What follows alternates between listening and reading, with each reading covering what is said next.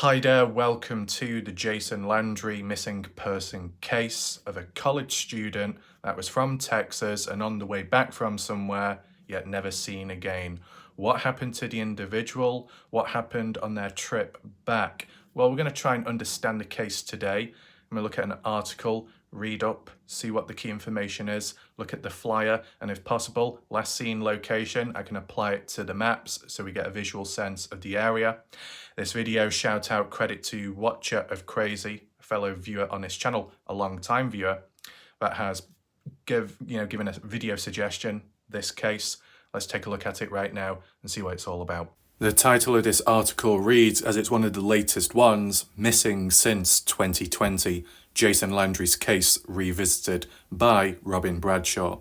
So I thought this was the best place to start. We look at the latest article to see if there was any updates as well. Now, with it saying 2020 since then, as we know, what events were going on in the world back then? The virus, the outbreak. Could that have played any role or what? We'll see. So, the missing individual on the left, Jason, like a flyer there, reward money, missing since December 13th, 2022. So it's leading up to Christmas time and probably holiday time for most people, and if you're a college student.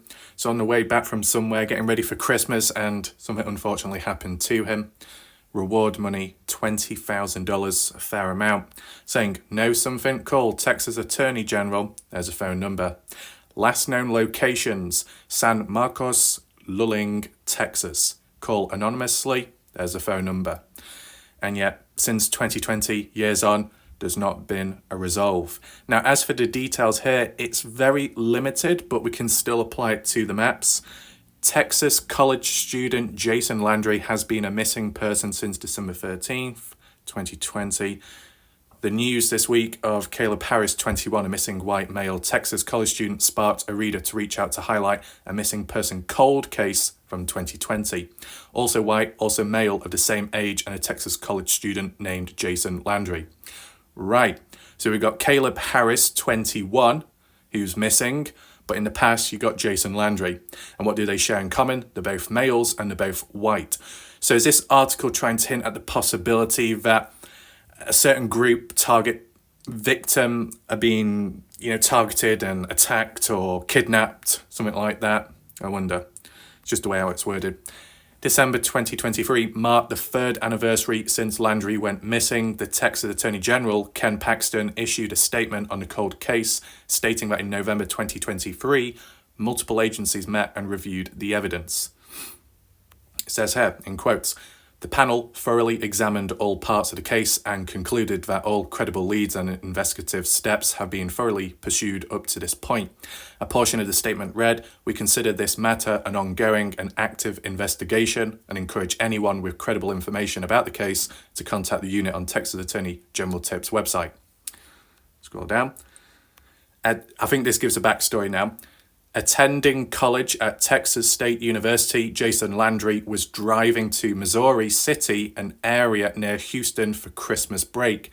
The last day he was seen was on December 13th, 2020. The next day his car was found crashed and abandoned on a rural highway outside of Luling. Okay, so it's very interesting. So it ties in line with what I was getting at. Christmas break, getting away, celebrating, hanging out with whoever, friends, family. Driving to Missouri City, near Houston, Texas. So haven't we heard Missouri City in recent time with other cases with what we're looking at? Correct me if I'm wrong, I'm sure it was mentioned. Was it to do with Riley Strain, maybe? Anyway, but the last day Jason was seen, December 13th. Now when it says last seen, what? By CCTV footage, by a friend, a family member? So they're talking about visually seen, maybe caught on camera possibly. But they're saying the next day, December 14th, car found, crashed, abandoned. So this, what we get is a certain pattern and timeline of events, forming, whether it be missing person, foul play, or just a mystery, right? Where an individual's gone missing, car's been found, abandoned, damaged or not, and then it's wondering, where are they? Because it's in a rural area, the person just could have walked on off. what was the state of mind the individual was in? Because if you used to compare this to the Aidan Clune case, car found side of the highway, things left in, but Aidan had issues, psychological issues, so he wasn't in the right frame of mind. When it came to Christine Passay Parker, another case where her vehicle was found abandoned and stuck somewhere in the mountains, she wasn't found that far away from the area. I think it was more south, near, is it Mill City, if that's the name of it? But she wasn't in the right frame of mind either, because side effects from not taking medication, so confused, disorientated, etc. So when people have, disadvantage with the mindset, the thoughts, the feelings at the time, it can lead to irrational behaviour and strange decisions being made, not the right ones. But with Jason Landry, is there any sign for concern there, any psychological issues? It doesn't seem to mention it yet. Anyway, it says some of Landry's items were found near his abandoned vehicle, according to KVUE. Landry's clothes and his backpack were left behind, as were his laptop, gaming equipment, and personal items such as toiletries. This evidence was available to the public in 2020, and since then, theories have circled around that maybe he vanished on purpose, whilst others believe he is a victim of prey. The fact that he left so much valuables and personal possessions behind, if he was to leave that all behind, could that come across as a bit suicidal, if you wanted to add that in? To leave important and valuable items behind, it seems a bit weird. And to do it in the middle of a rural area, it's a bit odd. Paxton office is offering a $2,000 reward for any information leading to an arrest in the Landry case. Right. Oh, wait, so it's being treated as some kind of criminal situation. Is that so? A victim of prey. Right, so what we're going to do very roughly, it's San Marcos, Lulling, Texas, and we're just going to look at highways in rural areas and get a general look at the place. Here we are on the map, so we zoom on out. You've got Lulling, not far from Austin, Texas, main place. And as for San Marcos, because it mentioned on the missing flyer, here's San Marcos, near to the Texas State University. So if I'm correct in saying Texas State University, is that where Jason Landry was studying at? Okay.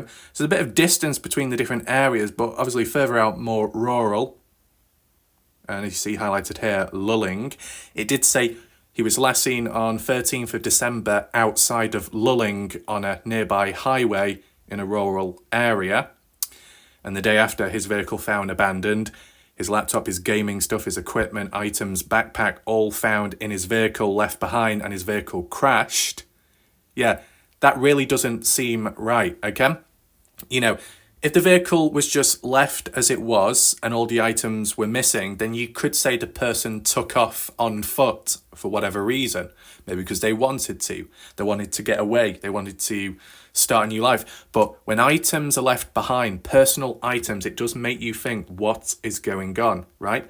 And the additional factor that his vehicle was crashed and abandoned. So did he crash into something, or did someone crash into him? There wasn't any mentions about any other cars or anything like that.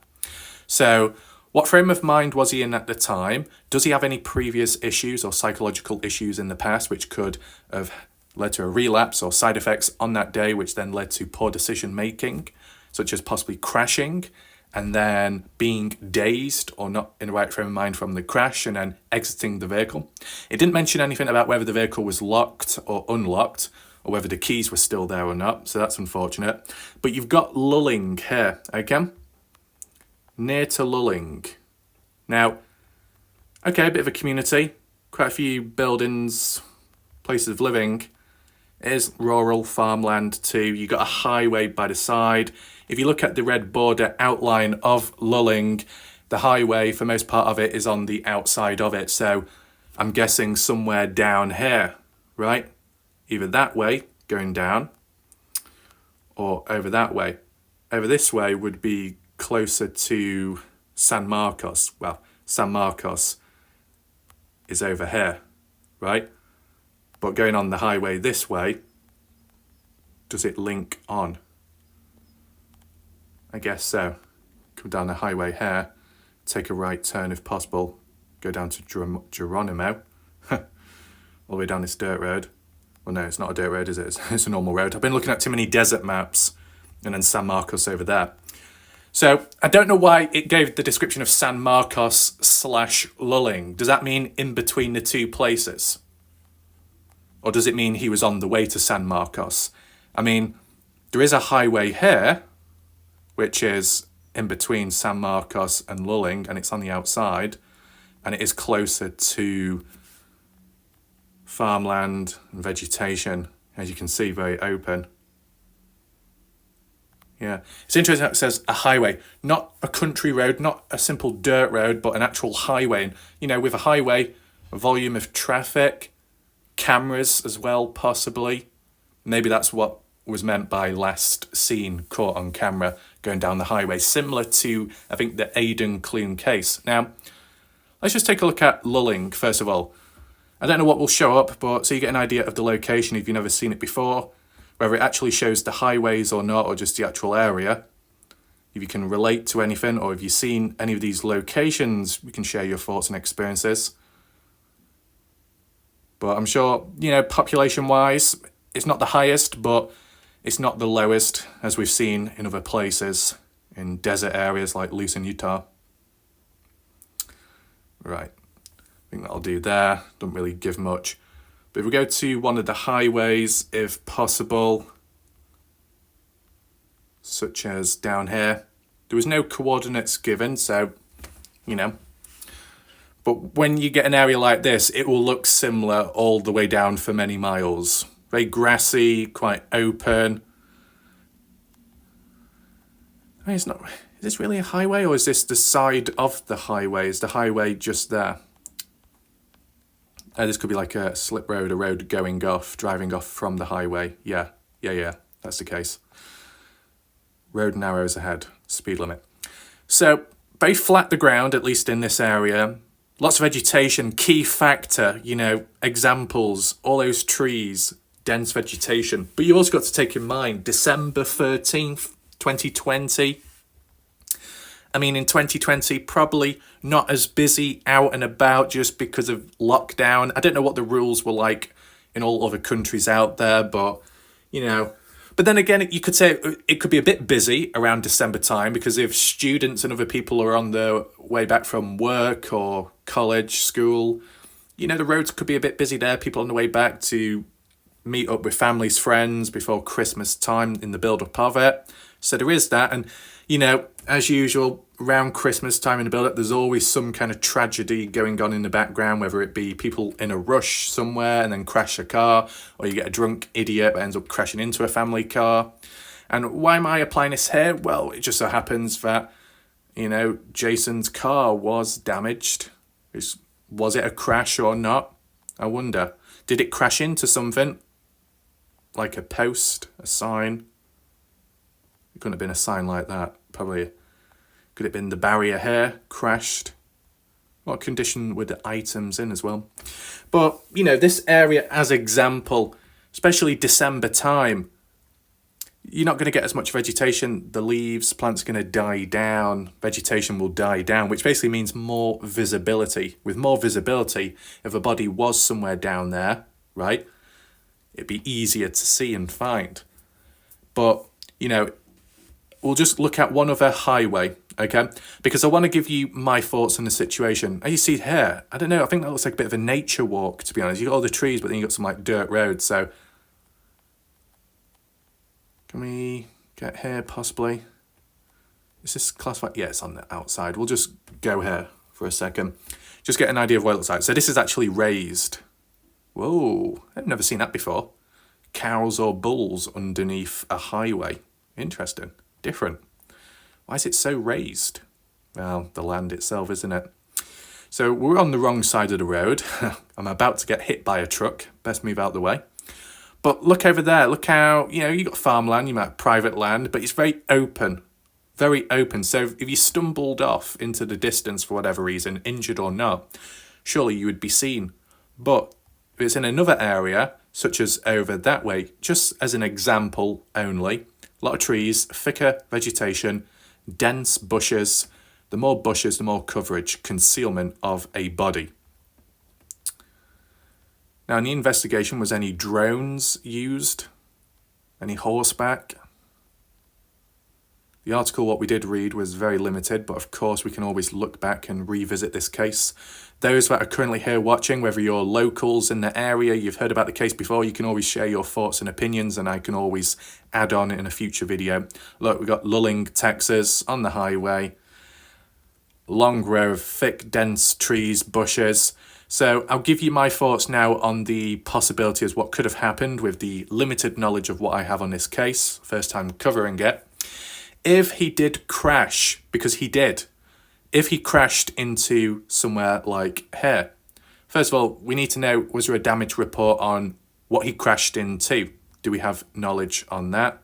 Or is it just a sign of a damaged car and nothing else? No debris, nothing. Could that mean that he crashed earlier on in the day? But why would he still keep on driving? Right? Depends how bad the damaged car was. Unless it was a slight little bump elsewhere. He continued on driving and then realised, the car's not working anymore, pulls on over, but then does what? What does he do then? So that's one scenario. Second scenario is he ends up crashing at the scene, pulls on over, or crashes, comes to a halt, pulls out, comes out of his car. Then what does he do, right?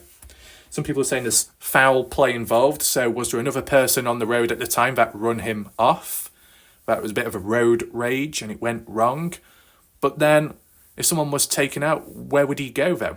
You know, whether you crash or someone crashes into you, whether you're killed on the spot or die from internal injuries later on, where do you go? Why not remain in the car? You know, sometimes people are incapacitated in a car crash. They can't do anything about it. Why was there no reports quicker about a crashed car? I mean, if it was all reported on the same day, it says he was last seen on the day, December 13th. So I guess maybe cameras on the highway somewhere down. But who reported it? Who found it? And how quick? All done on the same day? Well, no. Because I said, when looking at the article, it was the day later, the 14th. A day later, that's when they found his car. So that means a day later he was reported, or someone reported the car and for unusual activity. We'll have a look down.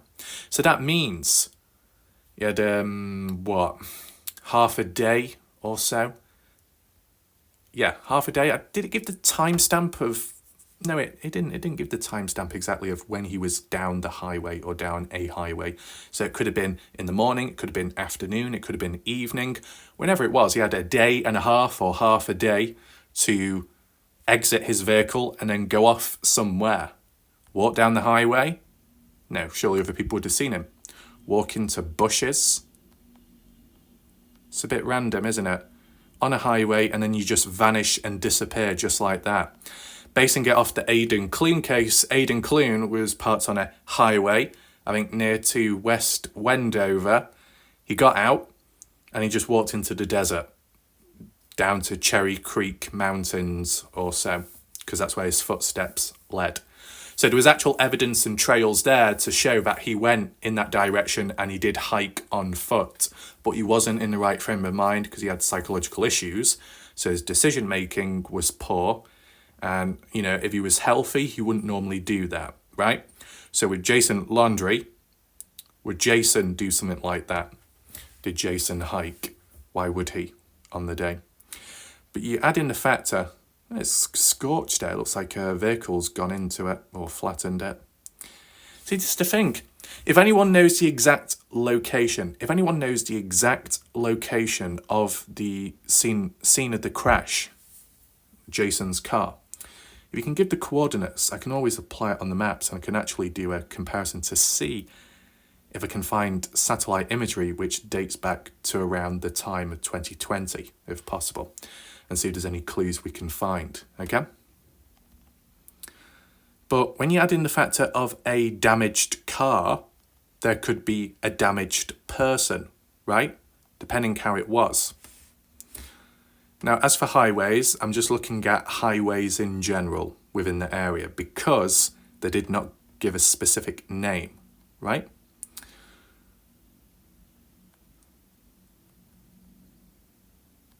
Got Waco over there. Got Houston over there, which was mentioned, wasn't it, in the description? San Marcos.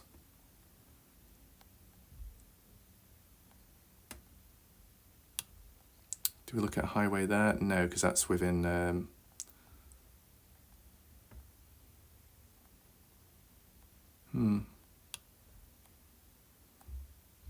Just land here for now.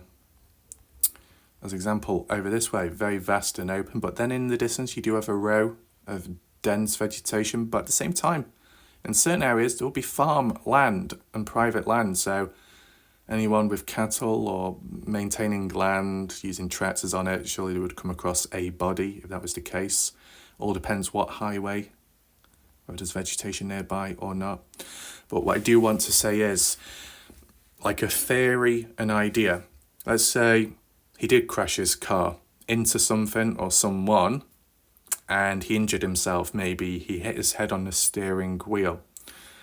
I mean, we don't know about blood or any of that being found at the scene, but if it was an internal injury, maybe he was dazed, disorientated, he wasn't quite sure what was going on, maybe panicked, shocked. He exited his vehicle, stumbled about, leaving all his items behind, and then either trying to reach for help or poor decision making, going off the highway onto the, land, such as over that way. Maybe not quite there because there's a fence, but like the other land what we're looking at, just walking off onto the, whether it be public or private land, walking about. But how long for? Until he found help. But if he found help, then he wouldn't be missing, would he? Unless someone found him along the way and kidnapped him, or he succumbed to his injuries from the crash and collapsed and is in a concealed area where no one has been searching yet. Maybe some kind of drone is needed for that, if that was the case.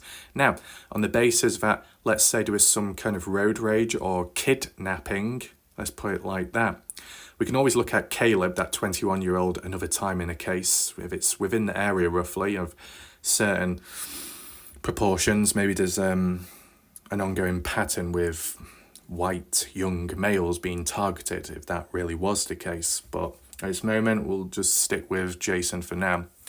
But if there was some kind of road rage, confrontation with another driver or individual present, he ended up getting out of his vehicle or he was forced out and then kidnapped, just like that. So his vehicle was left behind and his items. Because to be honest, would a normal functioning individual want to leave their gaming items behind and other equipment and their backpack? You're on the way back to wherever, maybe meeting up with family or friends, hanging out. It's Christmas season, holidays, you've got away from college or university, you can relax finally, and instead you just go on a highway, park up, somehow crash, abandon your car, leave all your possessions behind and then just walk off. It does sound like foul play, doesn't it? The only way it wouldn't be foul play if we knew that Jason had a long-term history of psychological issues like Aidan Clune. If there was a link, if there was evidence to support that idea, then it links back to probably no foul play, just not the right frame of mind for that individual at the time. But I don't want to go down the mental health route immediately like how some humans do with the bandwagons, because I don't know all the information. But I just wanted to tell you this story and then apply it visually so we get an idea of the area roughly. And if there are any locals or people from Texas that have heard about this case or know the area roughly as for a possible location where he could be or where he was, where there is concealment, where there is shady activity.